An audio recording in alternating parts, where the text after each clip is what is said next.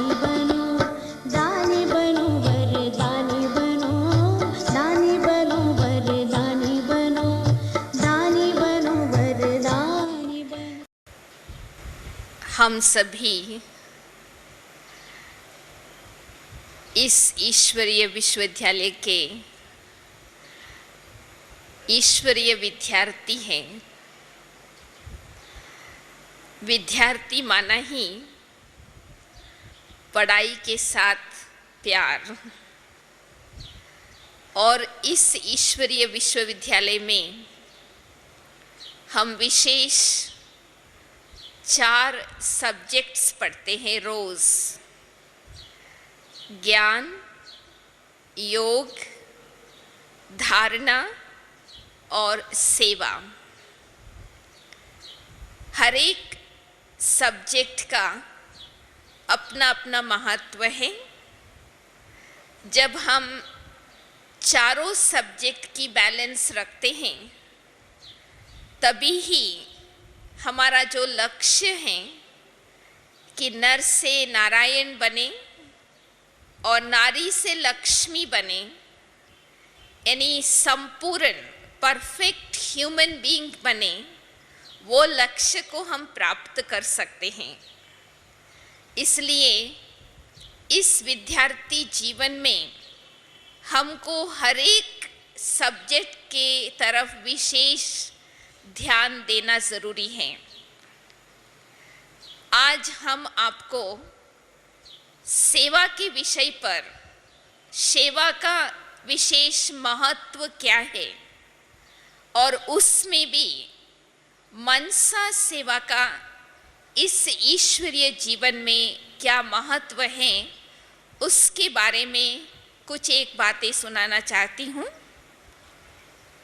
जब हम सेवा के विषय को लेते हैं तो मैं समझती हूँ ऐसा कोई भी ब्राह्मण नहीं होगा जो सेवा के बिना रह सके, क्योंकि सेवा ब्राह्मण जीवन का खून है। जैसे शरीर में खून की कमी हो जाती है तो शरीर कमज़ोर हो जाता है, इसी प्रकार से सेवा नहीं होता तो ब्राह्मण जीवन में भी उमंग उत्साह कम हो जाता है। तो सेवा तो हम जब से बाबा के बच्चे बनते हैं तब से हम सेवा करना चालू कर देते, परंतु सेवा किसको कहा जाता है इसको भी हम अच्छी तरह से समझें तो फिर हम यथार्थ रूप से बाबा की सेवा में मददगार बन सकते हैं। सेवा का मतलब क्या? सेवा करना माना ही जो कुछ हमने बाबा से प्राप्त की है, चाहे वो अनुभव हो, ज्ञान हो, गुण हो, शक्तियाँ हो, जो कुछ हमने बाबा से प्राप्त की है वो अन्य आत्माओं को खुले दिल से बांटना। इसलिए तो बाबा हम बच्चों को कई बार कहते हैं सेवा भी हम 4 प्रकार से कर सकते, क्योंकि ऐसा हो सकता है किसी किसी को कोई प्रकार की सेवा करने का ऐसा ड्रामा अनुसार सुविधा ना हो, तो हम कम से कम जो प्रकार से सेवा कर सकते वो हम करें। जो 4 प्रकार की सेवाएं हैं, एक तो स्व की सेवा, ये बहुत इम्पोर्टेंट है। अगर हम स्व की सेवा के बिना दूसरों की सेवा में लग जाते हैं तो वो सेवा हमको फल नहीं देता। स्व सेवा करने के बिना अगर हम दूसरों की सेवा में उपस्थित हो जाते हैं तो उस सेवा में बहुत विघ्न भी आ जाता है और उन विघ्नों को पार करने में ही हमारे समय और शक्ति चली जाती। तो सबसे पहला सेवा में अपनी सेवा, स्व की सेवा, और दूसरी प्रकार की सेवा है वाचा द्वारा बाबा का परिचय किसी को देना।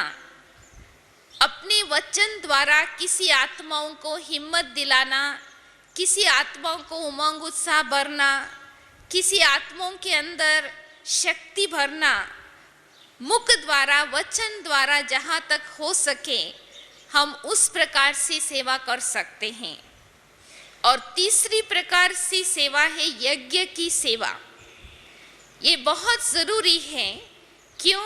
क्योंकि हमने पिछले जन्मों में शरीर द्वारा ही ऐसा कुछ कर्म किया होगा जिसके कारण आज हम इस शरीर द्वारा उस कर्मों को हिसाब किताब को चुकतू कर रहे हैं।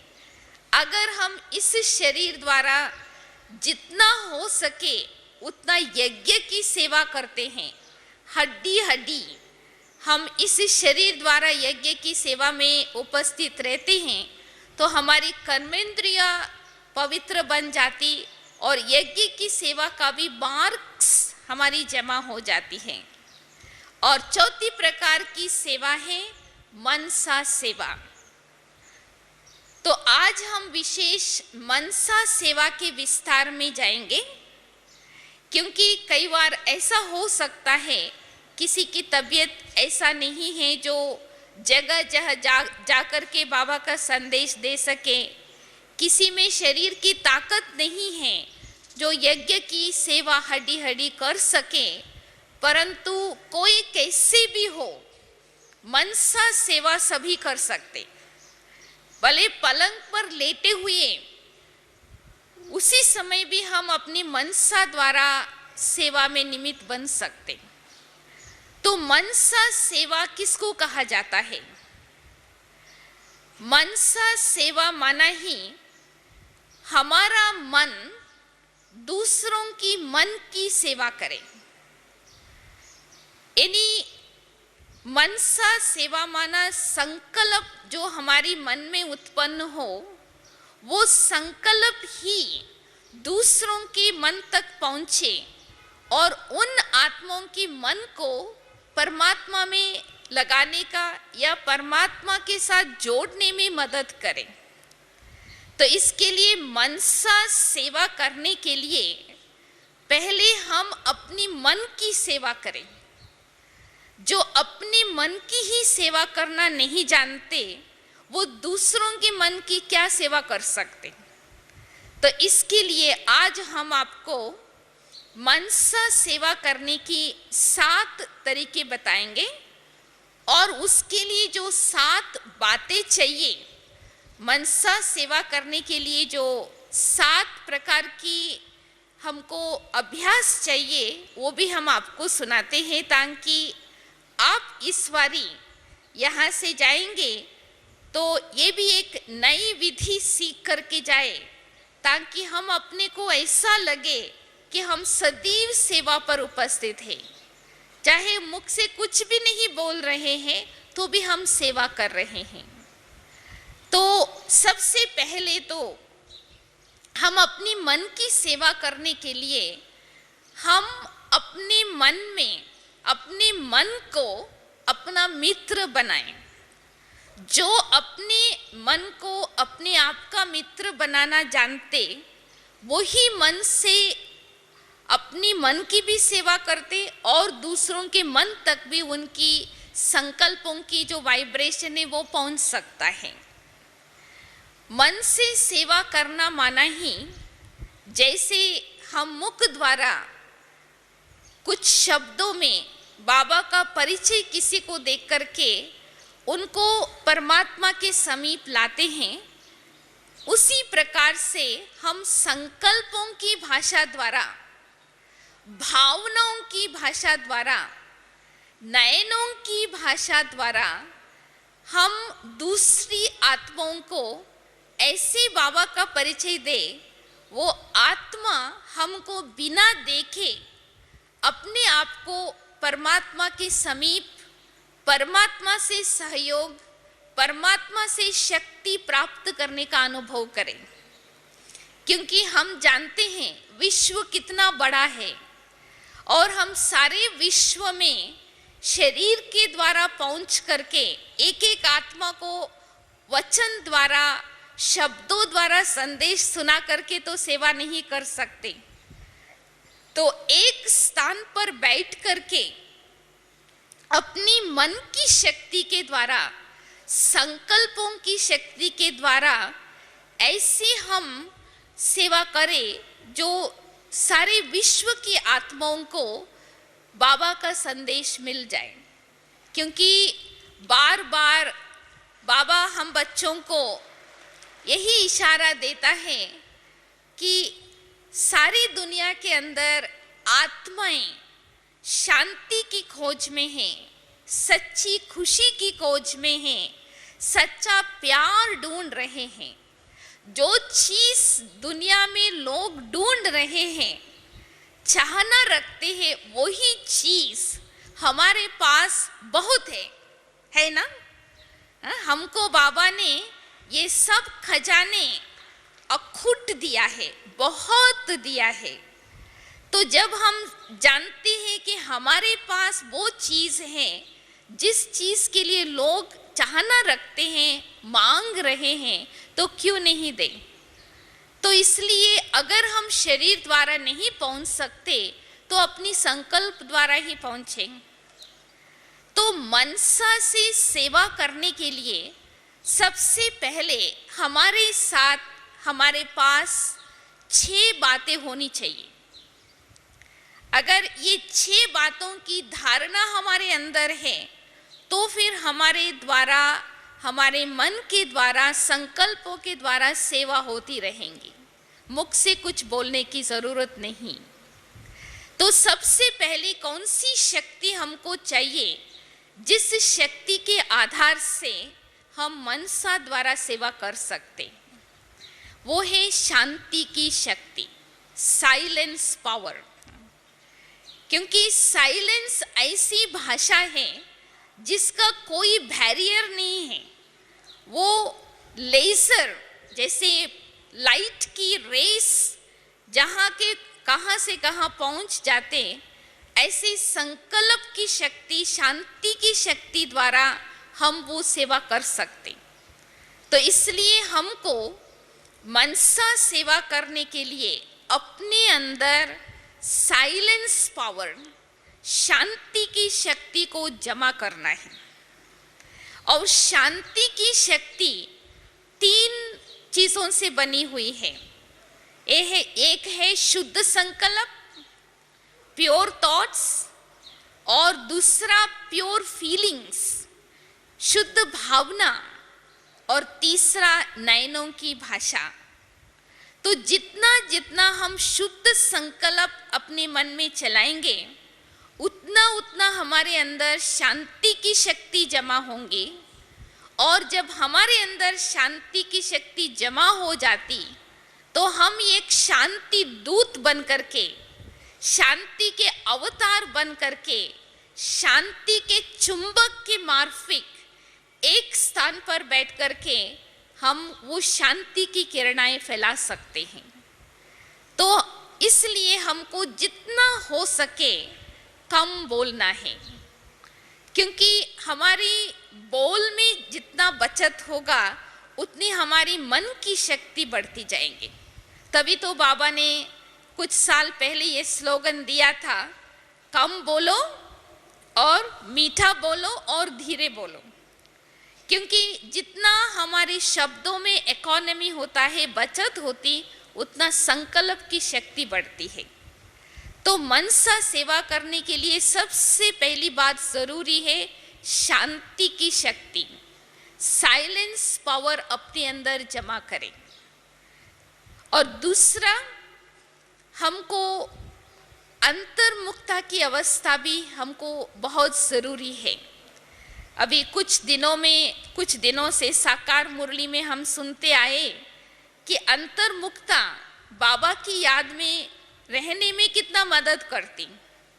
तो जितना जितना हम अंतर्मुखी बनते जाएंगे, तो जो अंतर्मुखी होंगे उसकी स्थिति इतनी शक्तिशाली होती है, वो जैसे अंडरग्राउंड में रहते, तो वहाँ से जहाँ चाहिए अपनी संकल्प शक्ति को वो पहुँचा सकते हैं।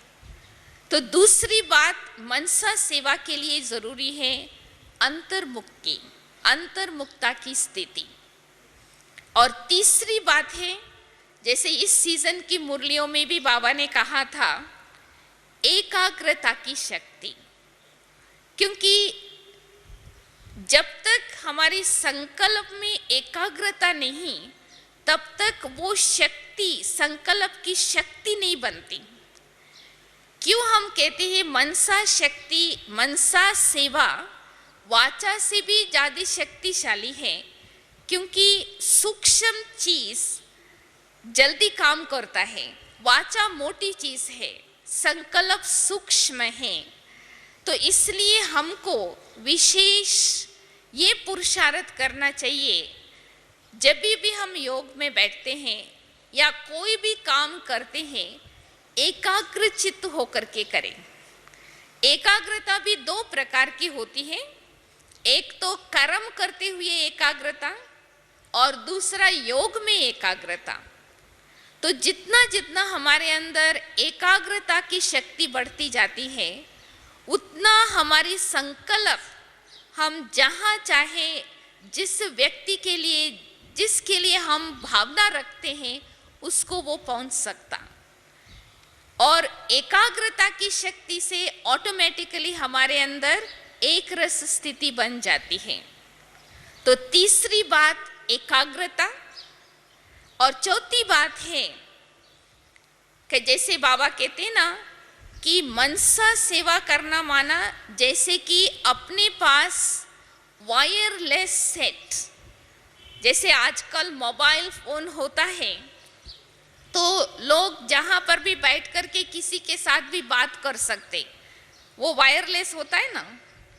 तो इसी प्रकार से हमारे पास हमारी मन और बुद्धि इतनी वाइसलेस हो, यानी विकार रहित, निर्विकारी हो, वो ही हमारी वायरलेस सेट का काम करता।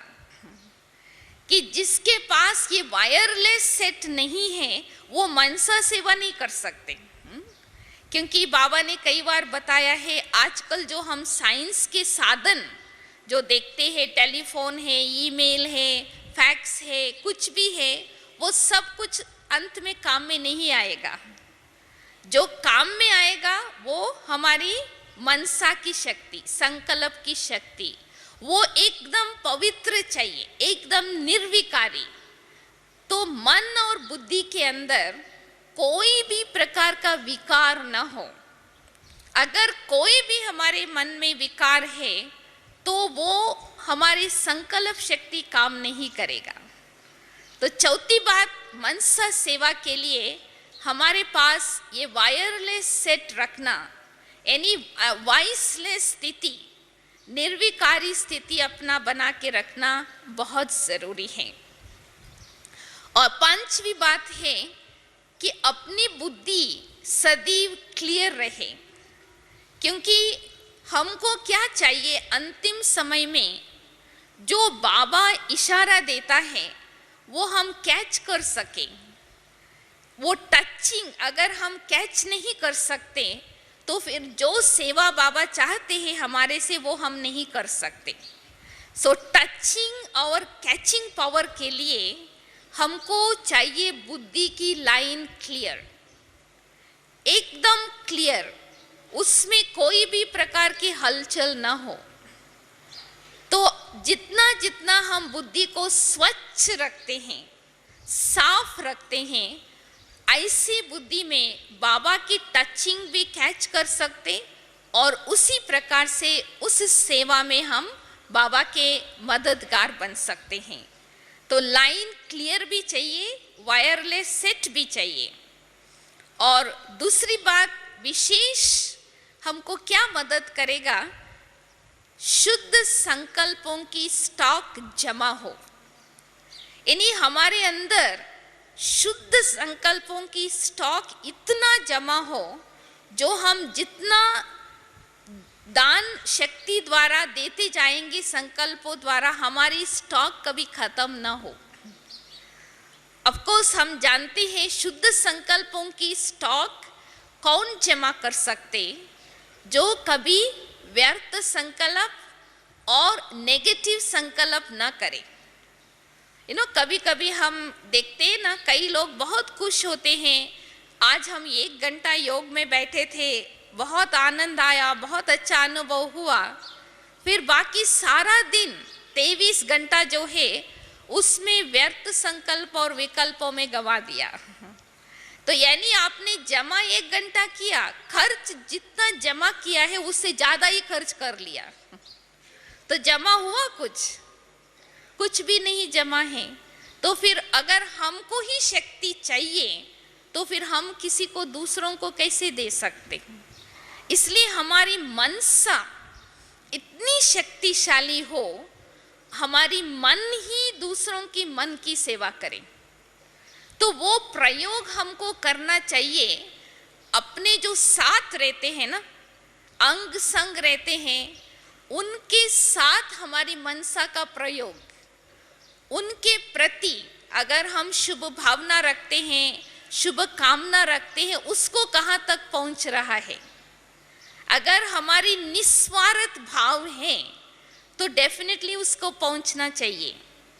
अगर हमारी जो साथी है, संबंधी है, जो साथ रहते हैं, उसकी मन की सेवा का हमको प्रूफ नहीं मिलता, तो हमको कैसे मालूम पड़ सकेगा कि हमारी मन सारी विश्व की आत्माओं को संदेश देने का काम करता। तो इसके लिए ये सब चीजें पहले हम अपने साथ इकट्ठा करें। यह है मनसा सेवा के लिए तैयारी। जैसे कोई भी युद्ध के मैदान में जाते हैं ना, पहले अपना अस्त्र शस्त्र तैयार रखते हैं ना, शत्रु के सामने जाने के पहले हमारा शस्त्र तैयार होवे। इसी प्रकार से मनसा सेवा चालू करने के पहले इन सब बातों को अपने आप को देखना है। अभी हम चलते हैं, वो कौन सी तरीके से हम मनसा द्वारा सेवा करें। तो सबसे सहज और सबसे स्वाभाविक रूप से मनसा सेवा करने का तरीका है शुभ चिंतक। हम अपने लिए शुभ चिंतन करें और दूसरों के लिए शुभ चिंतक रहे। बहुत सहज। जो अपने लिए शुभ चिंतन करना नहीं जानता, वो दूसरों के लिए शुभ चिंतक नहीं बन सकते। तो ये हम सदैव ये तरीका अपने साथ जरूर रखें। और आप कुछ नहीं कर रहे हो, सिर्फ अपने लिए शुभ चिंतन, पॉजिटिव थॉट्स, और दूसरों के लिए शुभ चिंतन। ना कई बार हम लोगों को इनविटेशन देते हैं, आप आइए हमारे प्रोग्राम में, तो वो लोग नहीं आ सकते हैं साकार द्वारा, तो वो अपनी गुड विशेस बेचते हैं ना, तो वो भी हमारी सेवा में मदद करता है, क्योंकि वो दिल से अपनी शुभ कामनाएं बेचते हैं। तो सबसे पहली और सहज तरीका है मनसा सेवा करने का कि हर एक आत्मा के प्रति हमारे मन में सदैव शुभ चिंतन, अपने लिए शुभ चिंतन और दूसरों के लिए शुभ चिंतन, उसमें कभी भी पर चिंतन मिक्स ना हो। नो कई बार हमारे से लोग पूछते हैं, हम कुछ लोगों के लिए शुभ चिंतक रहते हैं परंतु उसमें परिवर्तन नहीं आता है, फिर हम थक जाते हैं, फिर हम पहले जैसे ही व्यवहार चालू कर देते। तो ये भी हमको सोचना पड़ेगा कि अगर हम किसी के लिए शुभ चिंतक रहते हैं और उसको हमारी मन की भावनाएं नहीं पहुंच रहे हैं, तो क्या कारण है? तो कारण यही है कि हम उस आत्मा के प्रति जो वृत्ति में कुछ बातें रखी है, उसका कोई अवगुण, कोई कमी, और उसके ऊपर हम शुभ चिंतक रहते हैं, तो उस आत्मा को वो नहीं पहुंचता। तो हमारे वृत्ति में परिवर्तन चाहिए। तो जब हमारे वृत्ति में उस आत्मा के प्रति भावनाएं परिवर्तन हो जाती, तो डेफिनेटली हमारी शुभ भावना काम जरूर करेंगे। तो इसमें जैसे उसी दिन हम दादियों से बात करते थे, शुभ भावना की गहराई क्या है? अगर हम किसी आत्मा के प्रति शुभ भावना रखते हैं तो उस आत्मा के प्रति फिर घृणा या नफरत, ईर्ष्या, ये सब बातें नहीं होना चाहिए। जब मिक्स हो जाता है तो फिर हमारी मनसा काम नहीं करता। तो सबसे पहला तरीका है शुभ चिंतन और शुभ चिंतक, शुभ भावना और शुभ कामना। क्योंकि हम क्या चाहते हैं, हर एक आत्मा से दुआएं मिले ना। हम तो यही चाहते हैं कि हर एक आत्माएं मुझ आत्मा के प्रति शुभ कामनाएं दे। अगर हमको मालूम पड़ता है कि कोई आत्मा हमारे प्रति शुभ भावना नहीं रखते हैं, दुआएं नहीं दे रहे हैं, हमको अच्छा नहीं लगता है ना। तो इसी प्रकार से हम भी सोचें, अगर हम किसी के लिए दुआ के बदले बद दुआ रखते हैं मन में, उसको भी अच्छा नहीं लगता। तो हम तो समझती हूँ सहज तरीका है, जो हम किसी से चाहते हैं वो मिले, पहले हम उसको वो देवे। तो जो आप देंगे वो ही आपको उनसे मिलेगा। तो सबसे पहला तरीका है शुभ भावना, शुभ कामना, शुभ चिंतन और शुभ चिंतक होकर के रहे। और दूसरा तरीका है मनसा सेवा करने का, अपनी योग की स्थिति को सिर्फ योग ही नहीं तपस्या के रूप में परिवर्तन करें। हम योग को 3 प्रकार से अभ्यास कर सकते हैं। एक होता है योग याद करना, और दूसरा हमारी योग तपस्या का रूप ले। यानी तपस्या का मतलब कि हमारी योग के अभ्यास के द्वारा ऐसी वाइब्रेशंस निकले जैसे वो अग्नि का काम करे। जैसे सूरज है तो सूरज की किरणें, सूरज एक स्थान पर होता है पर उसकी किरणें सारे विश्व में फैलती है ना। तो ऐसे हम तपस्वी मूर्त बने, हमारी योग तपस्या का रूप ले, तो फिर वो योग की शक्ति द्वारा अन्य आत्माओं को हम बाबा का संदेश पहुंचा सकते हैं, बाबा के समीप लाने का हम प्रयास कर सकते। तभी तो बाबा कहते हैं ना कि जो काम हम वचन द्वारा नहीं कर सकते वो योग की शक्ति द्वारा हम कर सकते। तो योग की शक्ति को जमा करने के लिए हमको सारे दिन में बाबा को कितना घंटा याद करना चाहिए?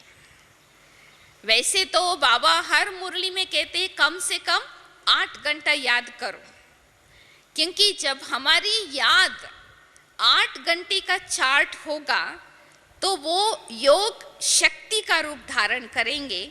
और वो योग की शक्ति न केवल मनुष्य आत्माओं को परिवर्तन करेगा परंतु तत्वों को भी परिवर्तन कर सकते हैं। तो इसलिए मनसा सेवा हम तब कर सकते हैं हमारी योग की स्थिति ऊंची होती जाए, हमारी योग की क्वालिटी बढ़ती जाए। अभी तक भी हम योग में युद्ध में अपना समय को नहीं गवाएं। कभी कभी हम अपने को कहते योगी और बन जाते हैं योद्धे। तो इसलिए अगर हम मनसा द्वारा सेवा करना चाहते हैं तो योगी होकर के रहे और योग को तपस्या के रूप में बदली करें। और मनसा सेवा करने का तीसरा रूप है, तीसरा तरीका है अपने आप को सदैव, जैसे बाबा कहते हैं ना कि चलते फिरते खाते पीते शांति कुंड समझे, यानी शांति कुंड या शांति दूत। तो हमारा काम है ही शांति देना। तो जब हम इस स्वमान में रहते हैं, हम शांति दूत हैं या शांति का अवतार है, शांति कुंड है, तो ऑटोमेटिकली उससे जो वाइब्रेशन निकलेंगे तो ऑटोमेटिकली दूसरी आत्माओं को वो संदेश पहुंचाता रहेगा। हमको मुख से कुछ बोलने की जरूरत भी नहीं। यानी शांति स्वरूप एक होता है अपने आप को मैं आत्मा शांति स्वरूप हूँ समझ करके चलना, कभी याद करना, कभी भूल जाना, ऐसा नहीं। मनसा सेवा करने के लिए लगातार निरंतर हम इस स्वमान में रहे कि मैं कौन हूँ, मैं कौन सी आत्मा हूँ, मैं शांति के अवतार, शांति दूत, शांति के चुंबक के समान। जहाँ हम पांव रखे वहाँ जैसे अशांति चली जाए, शांति आ जाए। ये तीसरा तरीका है मनसा सेवा करने का, अपने आप को इस स्वमान में रखें। और चौथा तरीका है हम अपने आप को सदी बेहद में रखें। जितना हम हद से परे चले जाएंगे, बेहद में रहेंगे, तो हमारी मनसा आपे ही सेवा करती रहेंगी।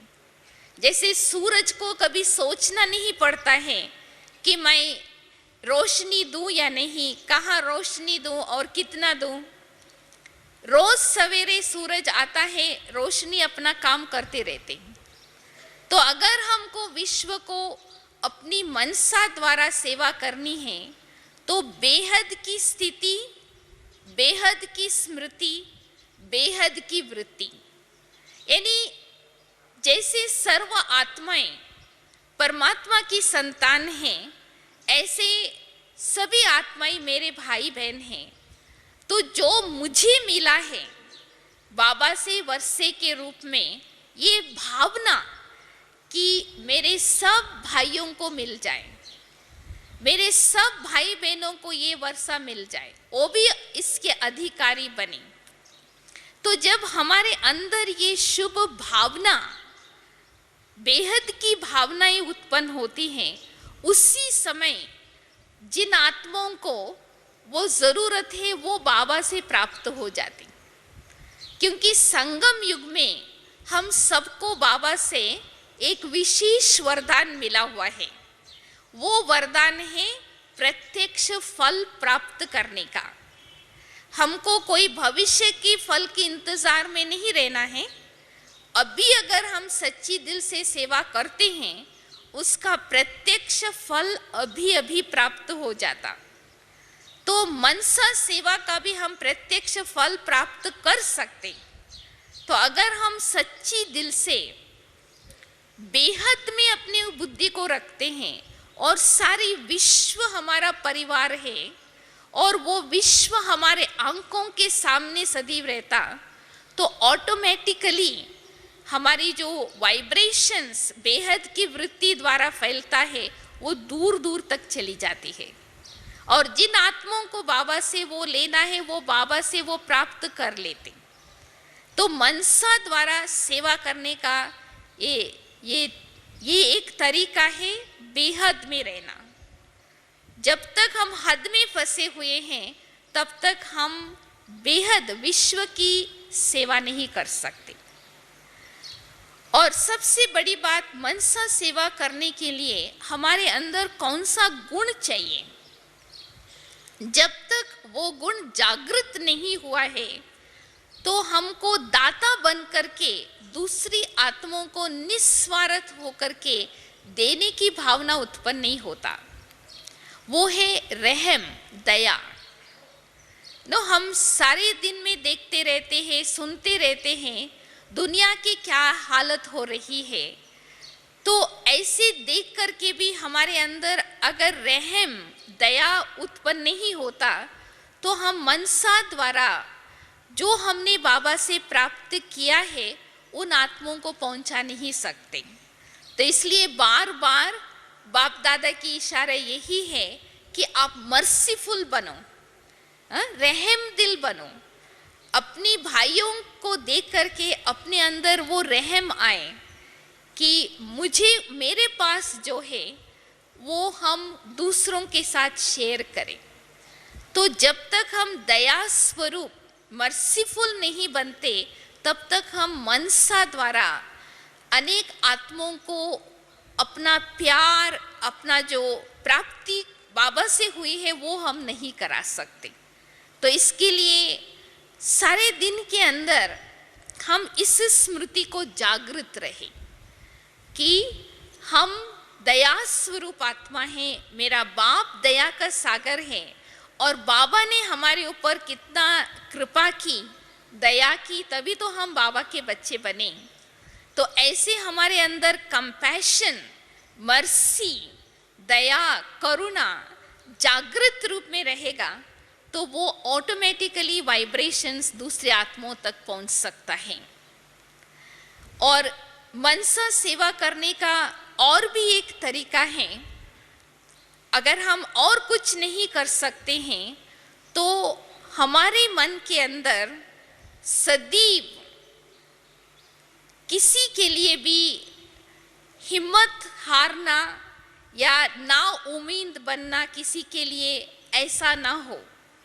हर एक आत्मा के लिए हमारे अंदर उम्मीद का संकल्प, अप्रिसिएशन, जैसे कई बार हम किसी के लिए ज़्यादा एक्सपेक्टेशन रख देते हैं तो अगर वो एक्सपेक्टेशन पूरी नहीं करते तो हम कई बार डिसअपॉइंट हो जाते।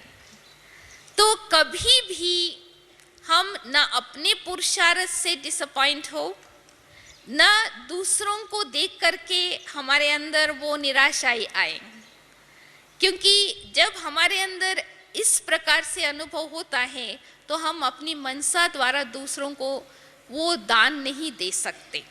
तो हम अपने अंदर सदैव उमंग, उत्साह की एनर्जी बनी हुई रहे, क्योंकि उमंग, उत्साह ब्राह्मण जीवन में एक प्रकार की एनर्जी है।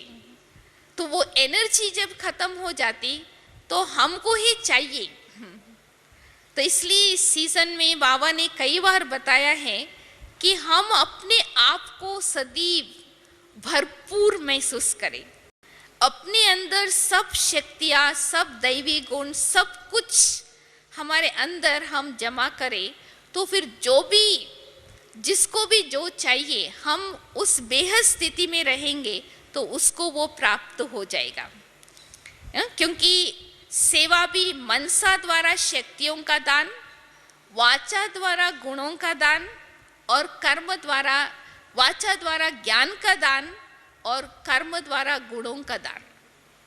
तो अगर हम मनसा द्वारा किसी को शक्ति का दान देते हैं वो भी एक मनसा की सेवा ही हो गई ना। आप मनसा द्वारा दूसरों को शक्ति का दान कैसे देंगे? समझो किसी को कि कोई बीमार है, उसको बहुत दर्द है शरीर में, आप उसके संबंधी हो, आप उसके पास बैठे हो, पर उसको आप मनसा द्वारा कैसे शक्ति का दान देंगे? क्योंकि उसकी दर्द तो हम ले नहीं सकते, बाकी उसको हम शक्ति दे सकते ताकि उसको उस दर्द को सहन करने का शक्ति मिले। तो उसके लिए पहले तो हमारे पास सब शक्तियों का स्टॉक जमा चाहिए। इसलिए इस बारी बाबा ने विशेष इशारा दिया है कि सर्व शक्तियों को यूज करके देखो समय प्रति समय, कि जब यूज करेंगे तभी आपको पता चलेगा ये शक्ति हमारे पास है व नहीं।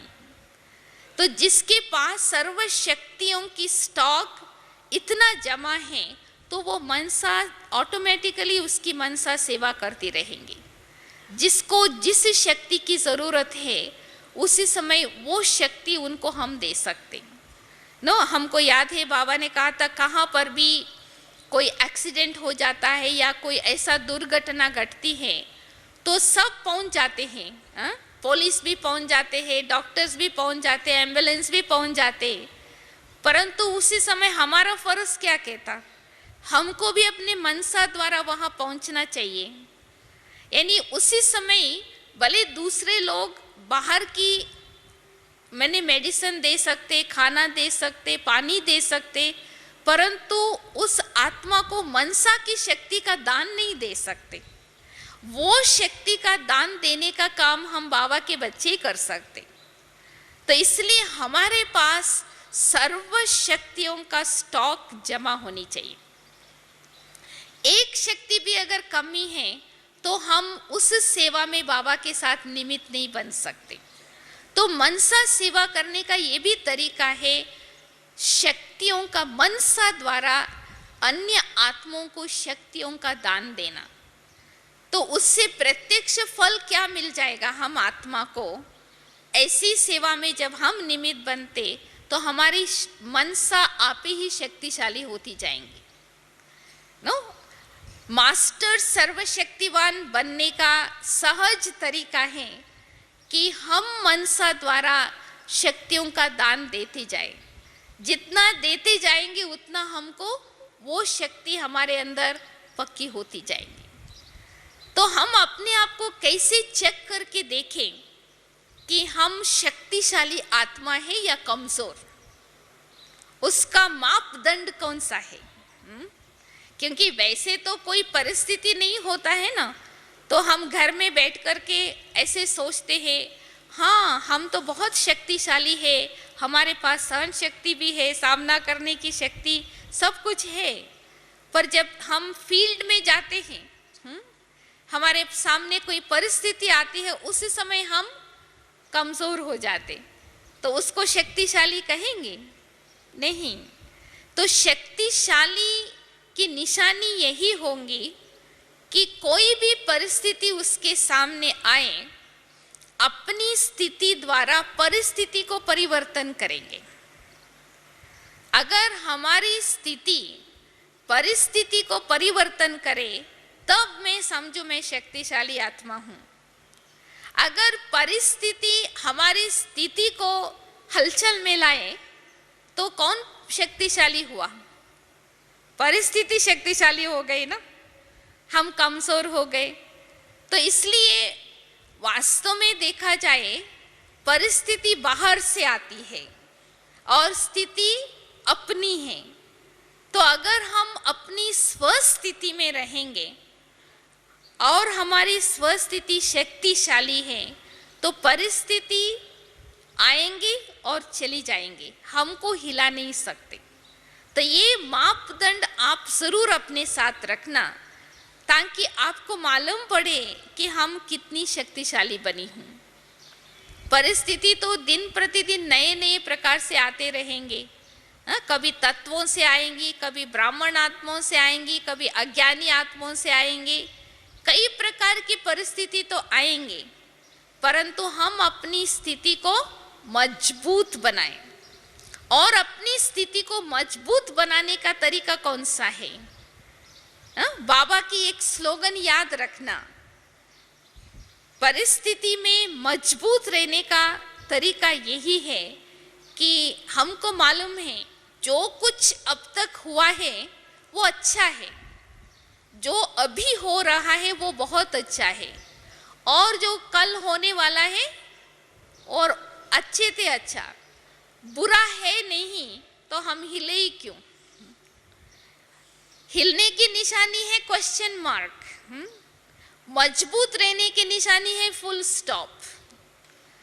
तो अगर हमारे अंदर क्वेश्चन मार्क आता है कोई परिस्थिति को देख करके, तो अंडरस्टूड है हम कमजोर है।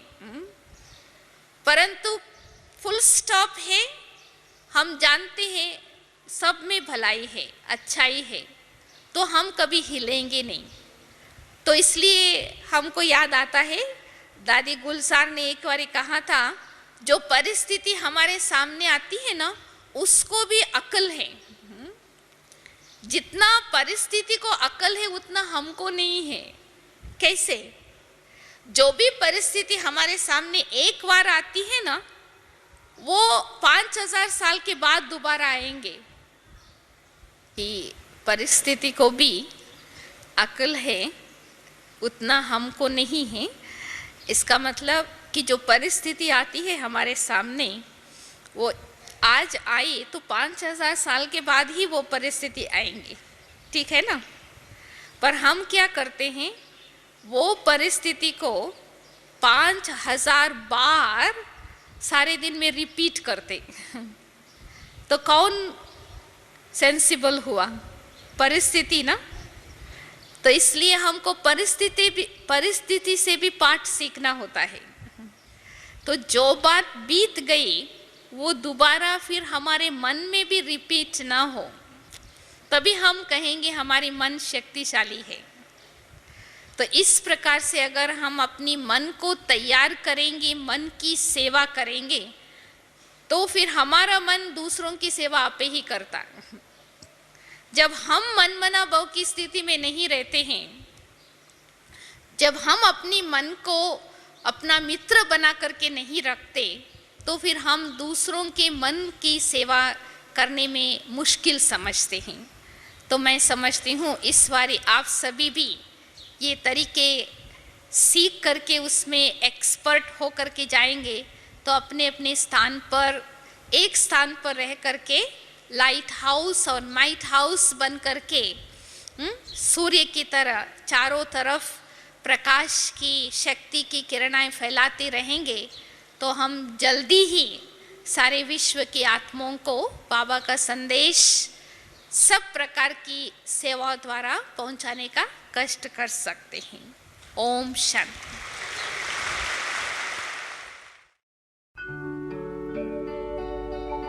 जब जब हुई धरती से पुकार,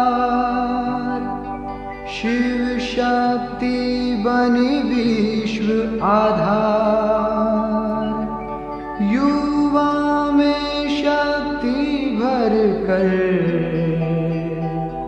करने आए सब पे उपकार।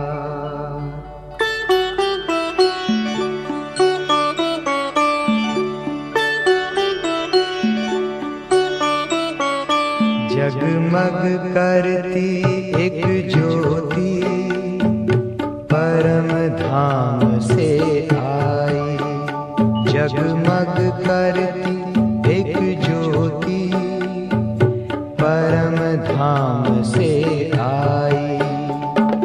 धरती पर आकर उसने,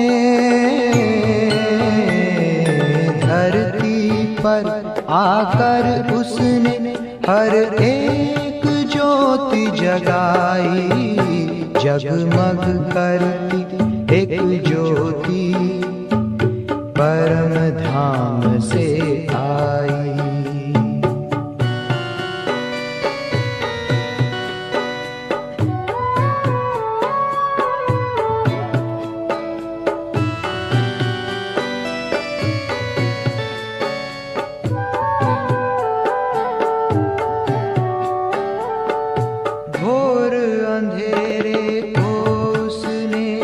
सवेरे में बदल डाला, बुझाई प्यास हर मन की, अमृत दे के निराला।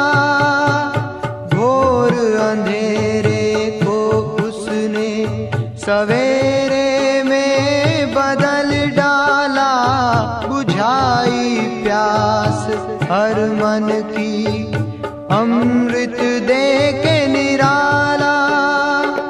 हर पुकारती रूहों ने जीने की राह है पाई, जगमग करती एक ज्योति परम धाम से आई।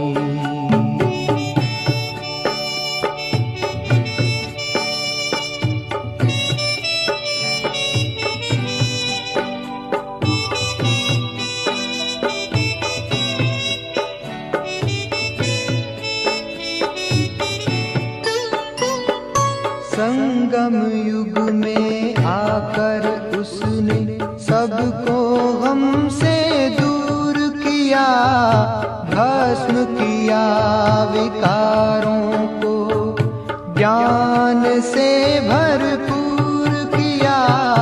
संगम युग में आकर उसने सबको गम से दूर किया, भस्म किया विकारों को, ज्ञान से भरपूर किया। डूबी नाव निकाल नरक से सतयुग में पहुंचाई, जगमग करती एक ज्योति परम धाम से आई।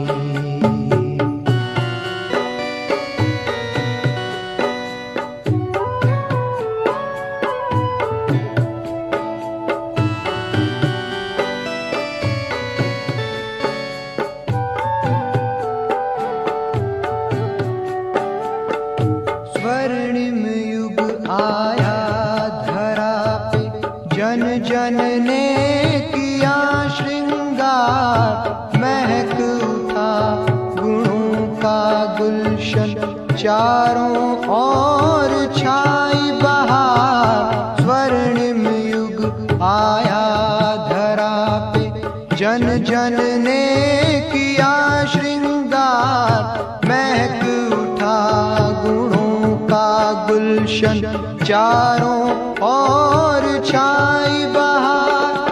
परिस्थान की परियों ने शिव की झलक दिखाई, जगमग करती एक ज्योति परम धाम से आई। धरती पर आकर उसने, धरती पर आकर उसने हर एक ज्योति जगाई, जगमग करती एक ज्योति परम धाम से आई।